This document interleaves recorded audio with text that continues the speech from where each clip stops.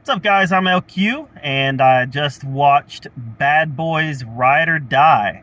So, I'm a real big fan of Bad Boys 3.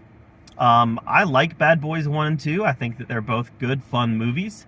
But I really liked Bad Boys 3. So, obviously, I was excited when I learned that pretty much the same creative team was going to be behind Bad Boys 4. And I liked this movie. I liked it quite a bit. I did not like it as much as Part 3, Bad Boys for Life. I did not like it as much as that one, and it's strictly because I think the comedy in Bad Boys 3 worked better than the comedy in Bad Boys 2. I think both movies have really well shot action sequences. I think both movies had very strong villains. I think the villain in Bad Boys 3, the witch lady, I forget her name, but she was a stronger villain than McGrath in Part 4, but he was still a really strong villain. I think both of these villains were memorable than any of the bad guys in Parts 1 or 2. I also found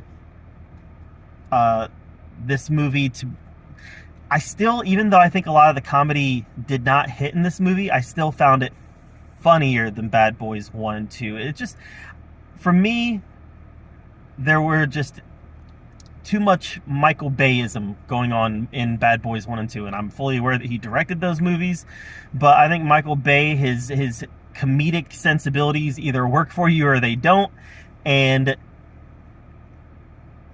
I find the comedic sensibilities under this new creative team to be funnier, more entertaining, more engaging than what we got with Michael Bay's movies. Again, I liked Michael Bay's movies, but I think that 1 and 2 aren't nearly as good as 3 and 4.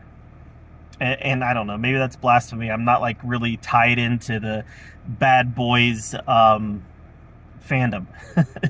But the comedy in 4 did not work as well as the comedy in 3, and I think a lot of it had to do with Martin Lawrence's Marcus.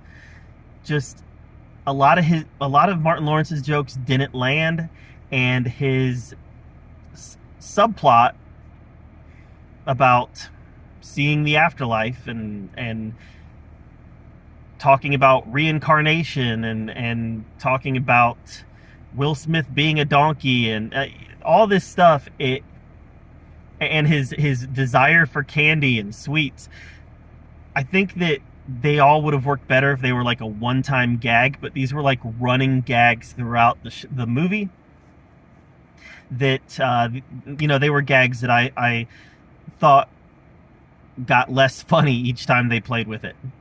Again, I still liked the movie. I liked it quite a bit. I just didn't like it as much as 3. Again, action was top notch here, and the villain was very good. I liked what they did with Will Smith's character. I think Will Smith is a person who needs to reinvent himself a little bit after the Oscar slap, and they definitely did a good job of making him a little softer of a personality in this movie. He's married now, and he doesn't have the same swagger and cockiness that he did in the other movies, because he knows that he's got something to lose, and that is his wife. And because of that, he has some panic attacks, and he's not able to function the same way that he had in previous movies. And like I said, I think that acts to make his character a little softer and maybe a little more relatable and likable. But overall, very good movie. Yeah, I liked it quite a bit. So, Bad Boys Ride or Die should have been Bad Boys for Life, but that was the third one. So this is Bad Boys Ride or Die. Good movie, just not quite as good as its predecessor. So what did you guys think of Bad Boys 4? Let me know in the comments below while you're down there commenting. Subscribe to my channel, and until next time, we'll see you guys later.